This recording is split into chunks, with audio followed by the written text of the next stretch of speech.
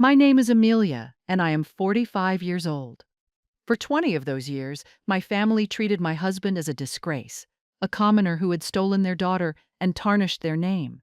They erased me from the family portraits and spoke of me as if I were dead. Then, the day came when the only thing standing between our ancient ancestral home and utter ruin was the very man they had cast out. They learned, in the most humbling way imaginable, that the foundation of a house and a family is built on something far stronger than money or blood. It's built on brilliance, on integrity, and on a love they had tried and failed to destroy. Before I reveal just how my father, a proud duke who had not uttered my name in 2 decades, appeared on my doorstep looking like a ghost, his arrogance shattered into a million pieces, I want to connect with all of you out there. Let me know where you're watching from in the comments below. It's always so incredible to see how far these stories travel. And if you've ever felt underestimated or cast aside by the very people who were supposed to believe in you, please hit that like button. It helps to know we're not alone. For all the new viewers, make sure you subscribe to join this amazing community of people who understand that sometimes the greatest vindication comes not from revenge, but from simply living your truth so fully that others have no choice but to see it. Now, let's go back to the beginning, to a life that feels like it belonged to someone else entirely. I grew up inside the cold stone walls of Blackwood Manor, a place that was less a home and more a monument to the past. It was a sprawling Gothic masterpiece, with spires that clawed at the perpetually gray sky and windows that looked like sorrowful eyes watching over 1,000 acres of manicured land. To the outside world, it was a symbol of enduring legacy and aristocratic grace. To me, it was a beautiful gilded cage. My father, Duke William of Blackwood, was a man carved from the same stone as the manor. He was rigid, unyielding, and his love was a currency dispensed only in exchange for perfect adherence to duty and tradition. My mother, Duchess Isolde, was more subtle in her coldness.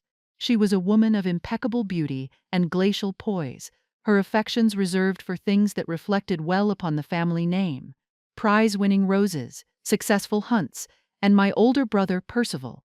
Percival was the heir, the golden child upon whom all hopes were pinned. He was handsome, charming, and possessed an easy confidence that came from never having his worth questioned for a single moment of his life. I, on the other hand, was the second child, the daughter, whose primary purpose was to be a strategic asset. My role was simple: to marry well, and well had a very specific definition in my father's dictionary. It meant titled, it meant landed, and above all, it meant wealthy. The truth, a secret whispered only in the accounting offices, was that the Blackwood fortune was a facade. The land was vast but fallow, the title was ancient but carried no real power, and the manor itself was a voracious beast, consuming what little income we had just to keep its slate roof from leaking and its ancient timbers from rotting. We were house poor on a magnificent scale, and my marriage was meant to be the transfusion that would keep the family's heart beating.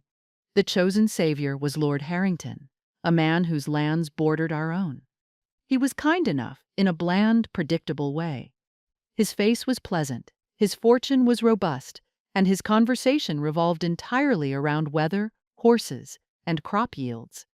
Spending an evening with him was like being wrapped in a thick woolen blanket on a mild day, comfortable, suffocating, and utterly devoid of spark. But to my parents, he was perfect. He was the solution. Our engagement was announced on my 20th birthday, presented to me not as a proposal, but as a statement of fact, a business merger for which I was the primary capital.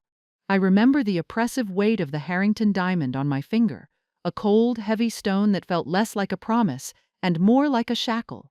I would walk the halls of Blackwood, tracing the portraits of my ancestors, all of them women who had done their duty, who had married for titles and land, their expressions growing progressively more strained and hollow with each generation. I saw my future in their painted eyes, a life of quiet desperation, of managing a household and producing an heir, my own spirit slowly dimming until I was just another portrait on the wall. This suffocating certainty was shattered by something as mundane as a leaking parapet. During a particularly nasty autumn storm, water began to stain the ceiling of the long gallery. The estate's groundskeeper, a man whose family had served ours for centuries, was too old to scale the slick stone. A specialist was required. That was the day I met Matthias. He arrived not in a fine carriage, but in a mud-splattered cart, his tools rattling in the back. He was young, perhaps only a few years older than I, with hands stained by clay and ink, and eyes that saw the world with an intensity I had never encountered. He wasn't an architect, not yet, but an apprentice to one, a student of historical structures. He had been sent because his master was ill, and he was the only one with the nerve to work on the treacherous heights of the manor in such weather. My father dismissed him with a wave of his hand, instructing a servant to show the workman where the problem was. But I was curious. I followed at a distance, watching as Matthias moved with a fluid, confident grace across the rooftop. He didn't just look at the leak, he studied the entire structure, his hand tracing the lines of the stone, his head tilted as if he were listening to the building itself. Later, I found him in the library, sketching in a worn leather-bound book. He wasn't just drawing the damaged section, he was reimagining the entire wing, his pencil flying across the page, correcting the mistakes of a builder who had died 400 years earlier. The original design was flawed, he said, not looking up, as if my presence were the most natural thing in the world. The buttress on the western exposure is angled incorrectly. It doesn't distribute the load evenly. It's been putting stress on this joint for centuries. The storm just exposed the weakness that was always there. I had lived in that house my entire life, walked that gallery 1,000 times, and I had never seen it as anything but a collection of rooms. Matthias saw its skeleton, its heart, its soul. He spoke of architecture not as the act of building, but as a conversation with time, with gravity, with the very land on which a structure stood. He saw Blackwood Manor not as a status symbol to be maintained, but as a living, breathing entity with its own history of stresses and strains. In that single afternoon, he told me more about my own home than my father had in 20 years. We began to meet in secret.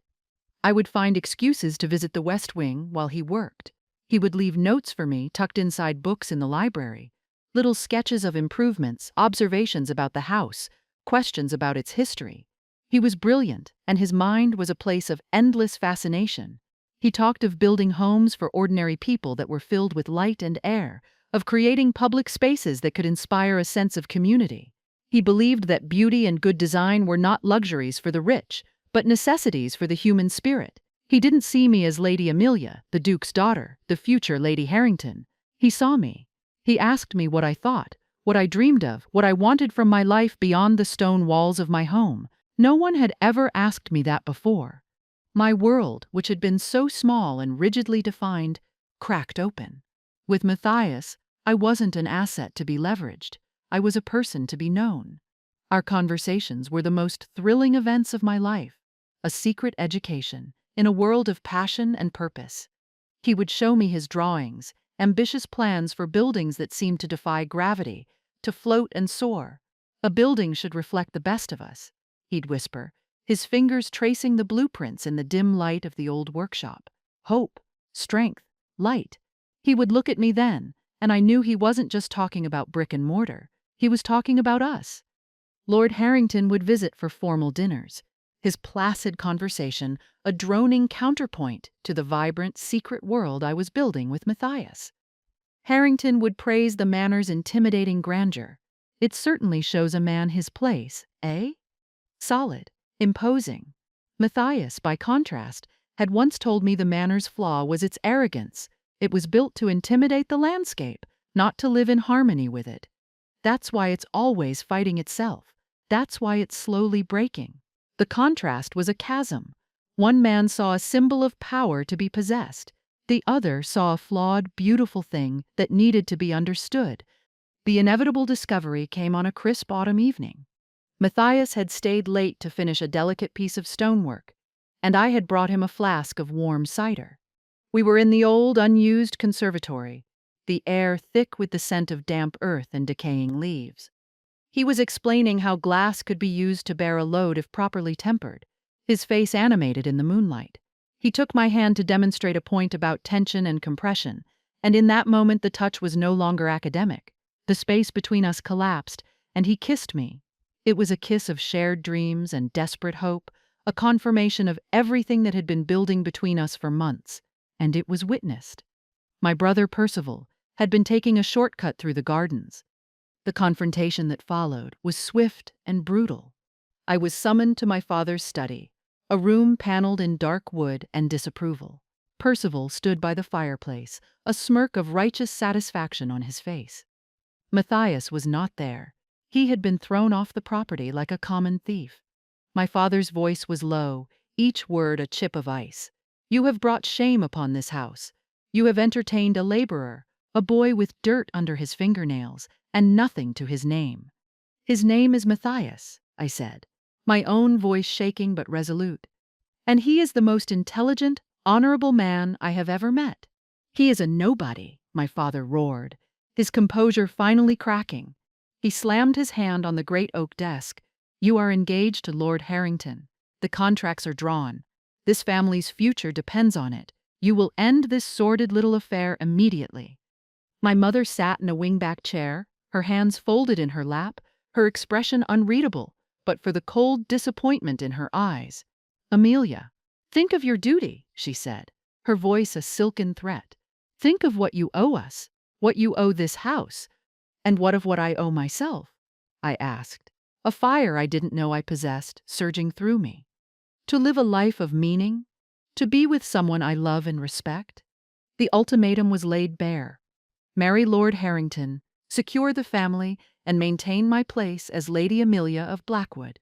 Or choose Matthias, the penniless architect's boy, and be cast out.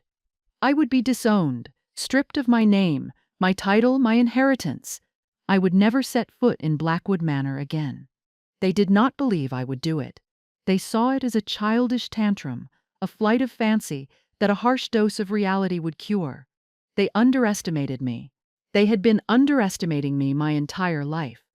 I looked at my father's furious face, my mother's icy disdain, my brother's smug contempt, and I saw my future with them for what it was, a slow, elegant death. Then I thought of Matthias, of his passion, his vision, his belief in me. That was life. "I choose him," I said, the words tasting of freedom and terror. "I choose Matthias." The silence in the room was absolute, broken only by the crackling of the fire. My father's face went white with rage. He didn't shout. He spoke in a whisper that was more terrifying than any roar. "Then you are no longer my daughter.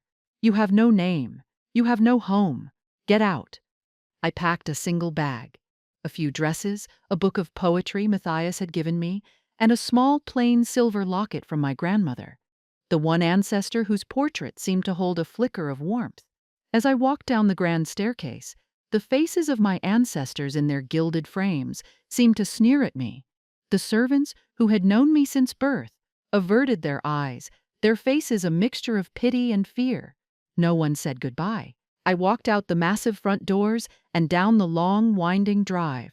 When I reached the great iron gates, I turned back for one last look at the only home I had ever known. The lights of the manor blazed against the night sky, a fortress of pride and tradition. Then the gates swung shut behind me, the sound of the latch clicking into place echoing in the darkness like the closing of a tomb. I was 20 years old, and my life had just begun. The first few years were a lesson in humility. Matthias and I were married in a small Stark registry office with 2 strangers as witnesses. We moved into a tiny, drafty apartment on the 3rd floor of a tenement building in the city, the air perpetually smelling of coal smoke and boiled cabbage. The elegant silks and velvets I had brought with me were useless here. I sold them piece by piece, along with my grandmother's locket, to pay for food and Matthias's drafting supplies. I learned to cook on a sputtering gas stove, to mend clothes until they were more patch than fabric, to count every penny. I took a job as a clerk in a textile factory, my hands, once accustomed to embroidery needles and piano keys, becoming stained with ink and raw from sorting rough fabrics.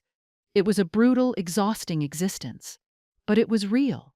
For the first time in my life, I was not an ornament. I was a partner.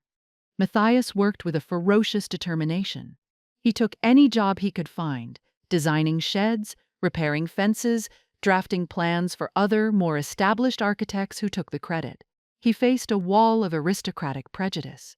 He was the workman who had run off with a duke's daughter, a social climbing upstart. Doors were slammed in his face. Potential clients would look down their noses at his calloused hands and his passionate, unconventional ideas. There were nights he would come home, shoulders slumped in defeat, the weight of his unfulfilled genius a physical burden.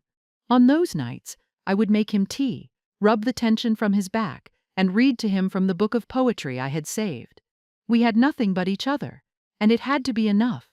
There were moments of profound despair. I remember one particularly bleak winter. The rent was due. Matthias had just lost a promising commission to a less talented but better connected rival, and I had come down with a fever I couldn't seem to shake. We were eating a thin potato soup, our only meal of the day, when a knock came at the door. It was a messenger with a letter, forwarded from an old acquaintance. It was an invitation to the wedding of one of my cousins. The paper was thick cream cardstock, the calligraphy exquisite. It was a glimpse into the world I had left behind, a world of warmth and plenty, and for a moment a wave of regret so powerful it made me dizzy washed over me. I looked at our bare cupboards, at Matthias's tired face, and I almost broke. Matthias saw the look in my eyes. He took the invitation from my trembling hands and gently tore it in half. "That is not your life anymore, Amelia," he said, his voice soft but firm. "This is. It's not grand. It's not easy, but it's ours, and I would not trade it for all the manors in the world." He pulled me close, and in his arms the phantom chill of Blackwood Manor finally receded. He was right. Our life was hard, but it was built on something solid. It was a foundation of our own making. Slowly, painstakingly, things began to change. Matthias's first real break came from a forward-thinking merchant who wanted a new warehouse. The other architects proposed brick boxes.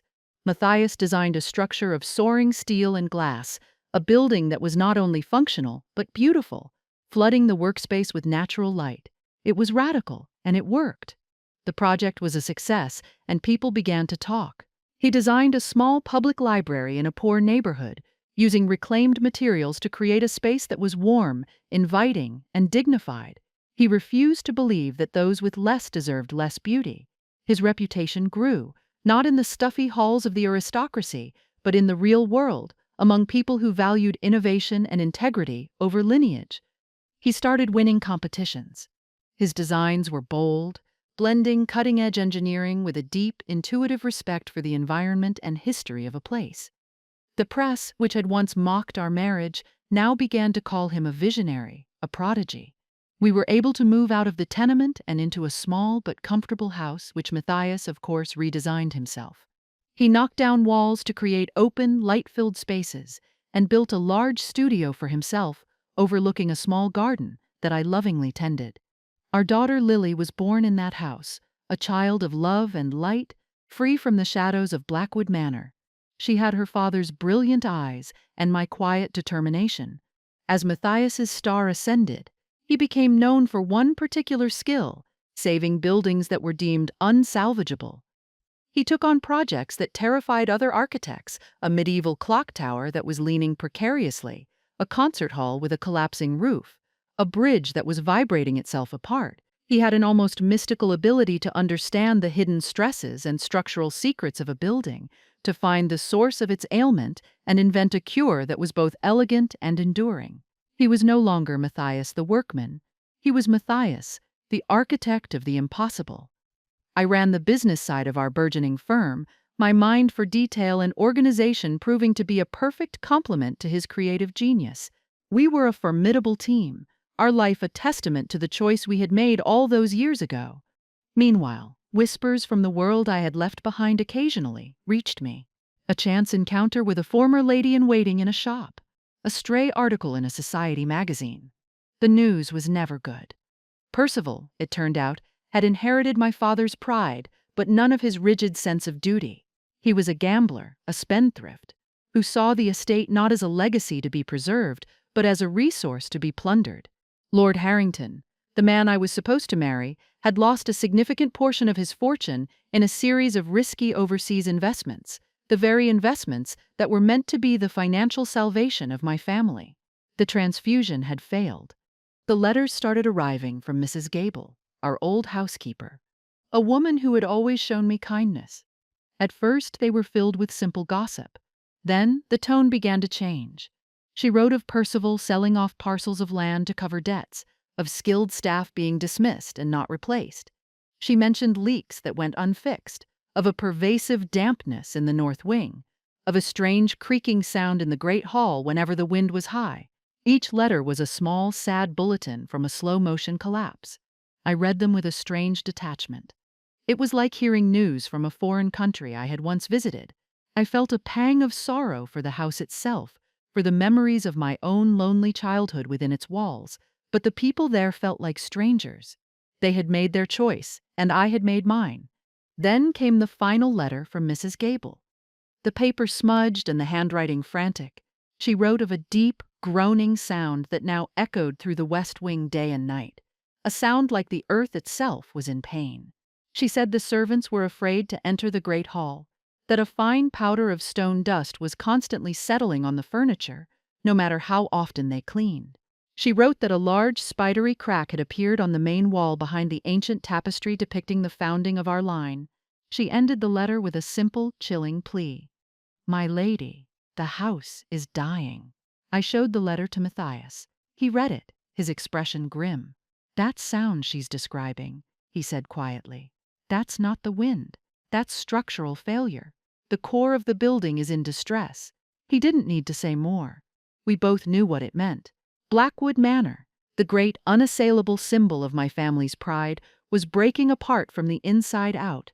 The catalyst was not a slow decay, but a sudden, violent act of God. A storm of historic ferocity rolled in from the sea, a tempest the likes of which hadn't been seen in a century. For 3 days, wind and rain battered the countryside. Trees were uprooted, rivers overflowed their banks, and lesser buildings were torn apart. Matthias and I watched the reports from our warm, dry home, our daughter Lily safe between us. I felt a knot of anxiety in my stomach that had nothing to do with the storm and everything to do with the dying house. I could picture so clearly in my mind, standing defiant against the gale. On the 3rd night of the storm, it happened. The news came first as a regional bulletin, then was picked up by the national press. There had been a partial collapse at the historic Blackwood Manor. The report was scant on details, but my blood ran cold. The groaning Mrs. Gable had described had finally become a scream. Later, a frantic phone call from a journalist friend of Matthias's filled in the horrific details. In the heart of the storm, with a sound like a thunderclap, the great tapestry in the hall had been torn from its moorings as the wall behind it gave way. A fissure, wide enough for a man to put his arm into, had opened up in the main load-bearing wall, running from the floor to the vaulted ceiling. The entire west wing, the oldest and most historically significant part of the manor, had shifted on its foundation. It was a miracle no one had been killed. The aftermath was a media frenzy. Engineers and historical preservation experts descended on the manor. The verdict was swift, public, and unanimous.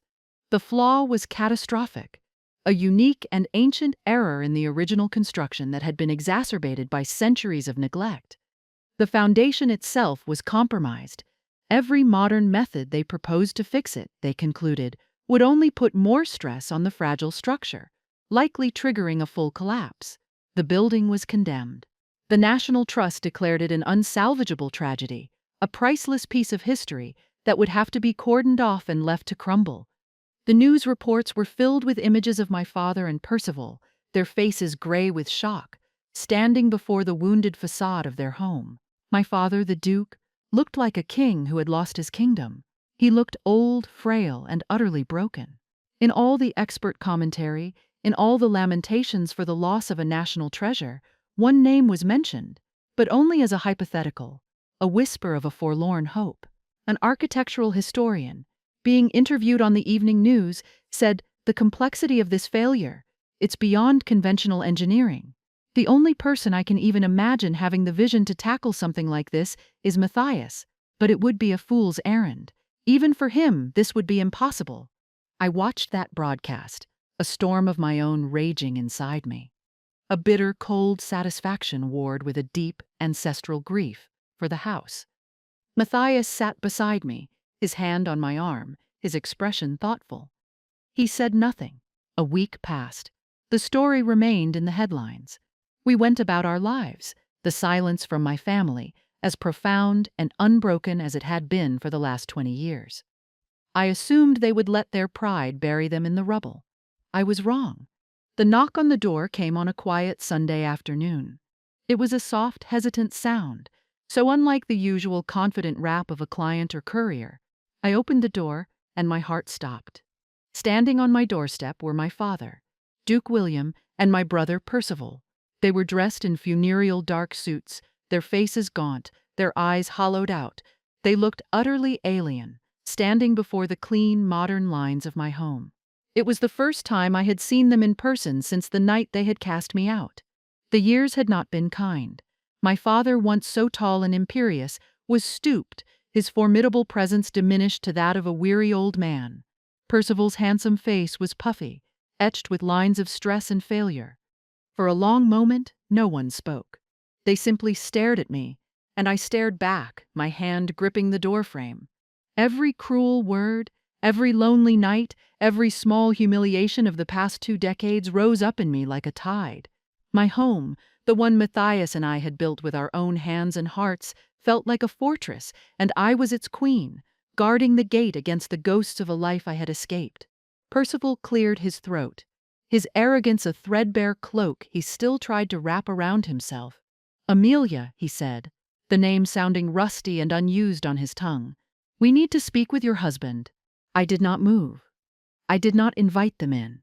"My husband's name is Matthias," I said, my voice as cold and clear as glass, "and I cannot imagine what business you could possibly have with him." My father flinched as if I had struck him.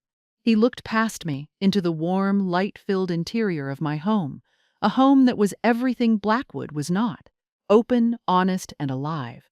His eyes were filled with a desperation so profound it was almost terrifying. "Please," he whispered, the word a ragged crack in his composure. "The manor, you've seen the news, it's not gone," I replied, feeling a glacial calm settle over me. "It's just reaping the consequences of generations of neglect. Your neglect." Matthias appeared behind me then, his presence solid and reassuring. He placed a hand on my shoulder but said nothing, allowing me to command the space. This was my battle, my moment. Percival, ever the pragmatist, tried to shift the encounter onto more familiar ground. "Look, we understand this is awkward, but this is a professional matter. The experts, they've all said your husband is the only one who might be able to help. We are prepared to pay his fee, whatever it is." A laugh, sharp and humorless, escaped my lips. "His fee? You think this is about money? You, who offered me a life of wealth in exchange for my soul. You have nothing he could possibly want." I looked from my brother's resentful face to my father's broken one. "You threw me out. You erased me. You declared me a disgrace for choosing this man. For 20 years you have pretended I do not exist. My daughter, your granddaughter, has never met you. You did not come to us in celebration. You did not come to us in sorrow. You come to us now only because your precious pile of stones is falling down.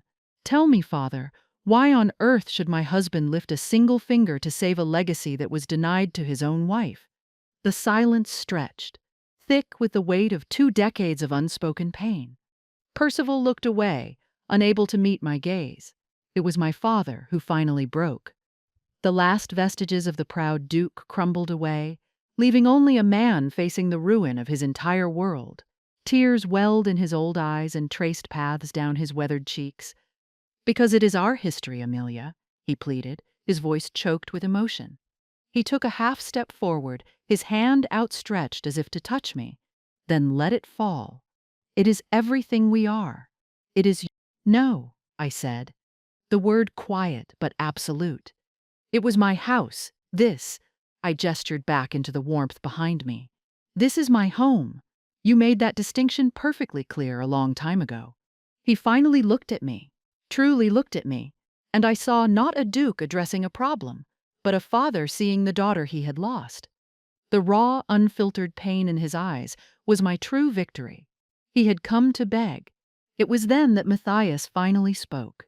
His voice was not loud, but it cut through the tense air with the precision of a surgeon's scalpel. He stepped forward, standing beside me, a united front. "I will come and look at the manor," he said.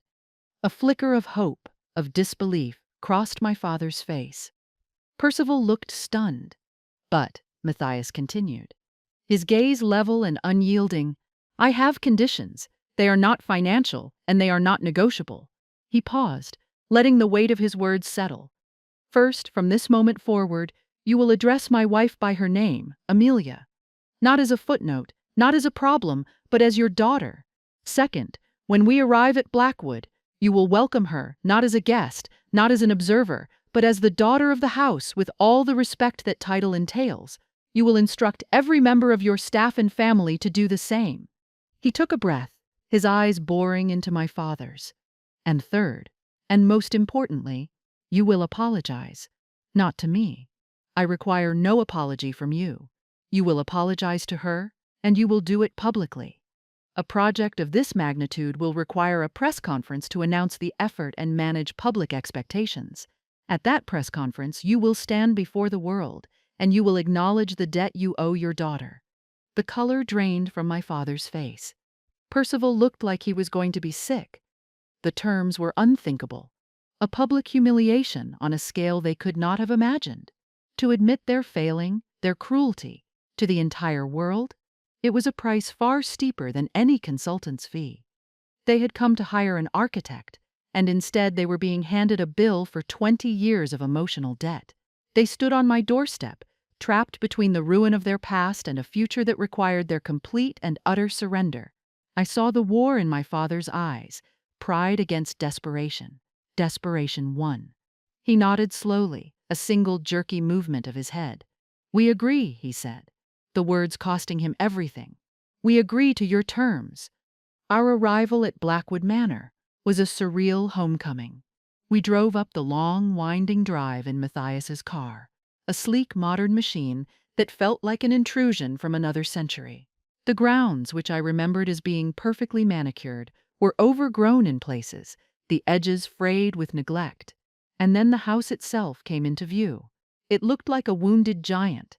The west wing was a chaotic scene of scaffolding, tarps, and warning signs. A great, ugly scar of a fissure ran up the gray stone, a visible wound that seemed to weep dust. The entire place sagged, as if the life had gone out of it. A palpable sense of decay hung in the air, a scent of damp stone and old sorrows. As we pulled up to the front entrance, my father and Percival were waiting on the steps. My mother Isolde stood just inside the doorway, a spectral figure in the shadows, unable to bring herself to step into the light. As I got out of the car, my father inclined his head. "Welcome home, Amelia," he said, his voice stiff with the effort. Mrs. Gable and a few of the other long-serving staff were there, and their welcome was far warmer. The old housekeeper rushed forward and took my hands, her eyes filled with genuine tears. "Oh, Lady Amelia," she sobbed, "I knew you would come."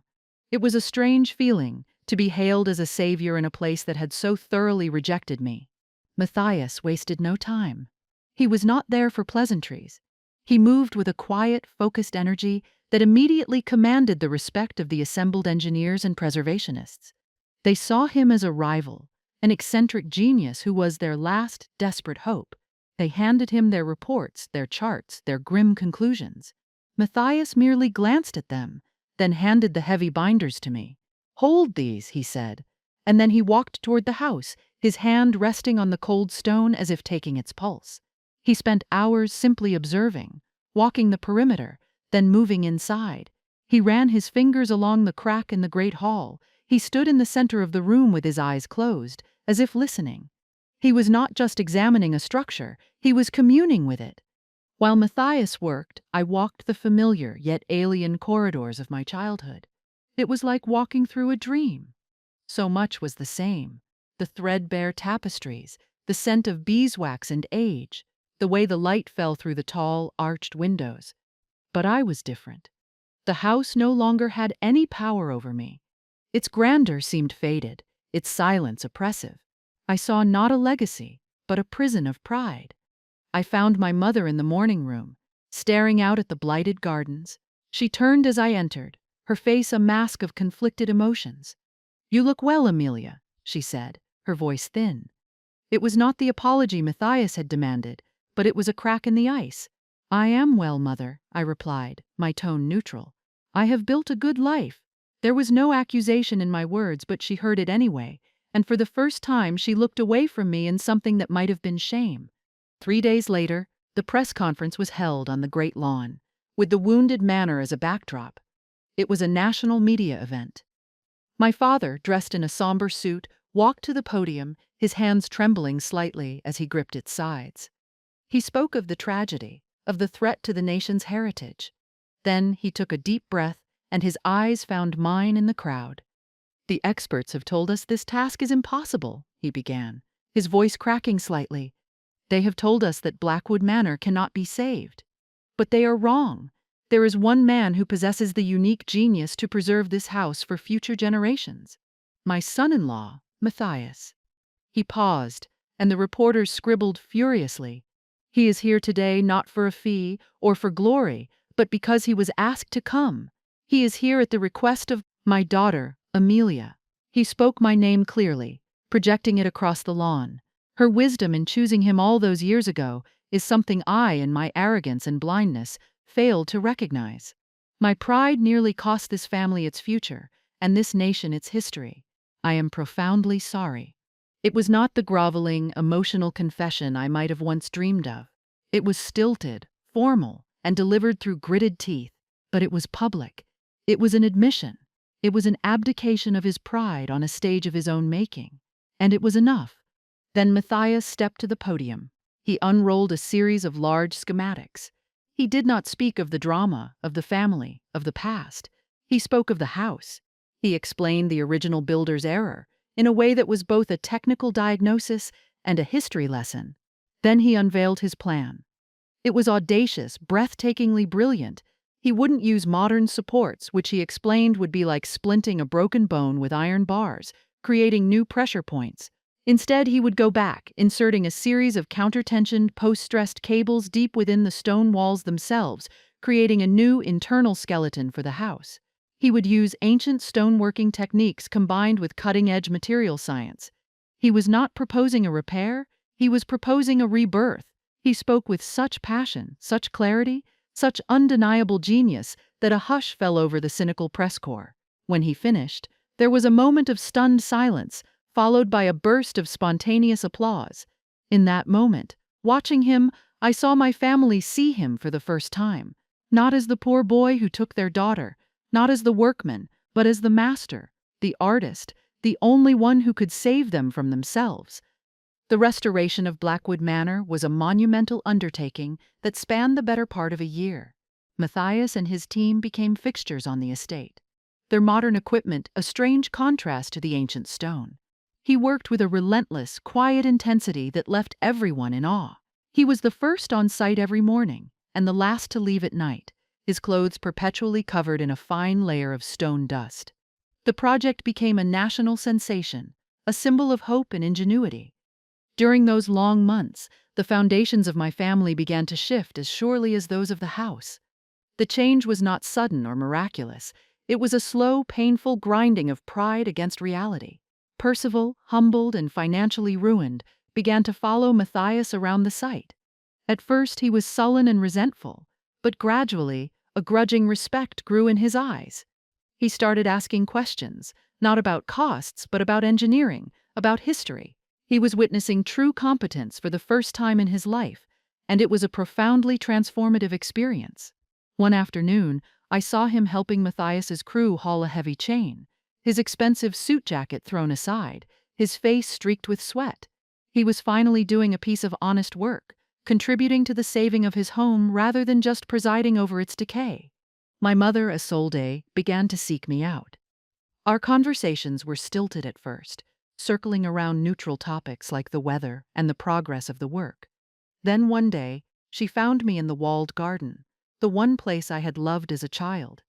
She sat beside me on the old stone bench, her hands twisting a handkerchief in her lap. "I was wrong, Amelia," she said, her voice barely a whisper. "I let your father's pride dictate everything. I was afraid of losing our position, afraid of what people would say. I chose fear over my own daughter. I am so sorry." The apology, offered in private, without an audience, felt more genuine than my father's public declaration. I didn't offer easy forgiveness. I couldn't erase 20 years of silence, but I nodded and accepted it as the beginning of something new. "I know," I said. "Fear makes us all do foolish things." It was a boundary and a bridge, all in one. The greatest healing, however, was my own. I had returned to Blackwood Manor armed for a battle, expecting to fight for my dignity. But I discovered I no longer needed to. My worth was not up for their debate or approval. It was a fact, as solid as the new foundation Matthias was pouring beneath the house.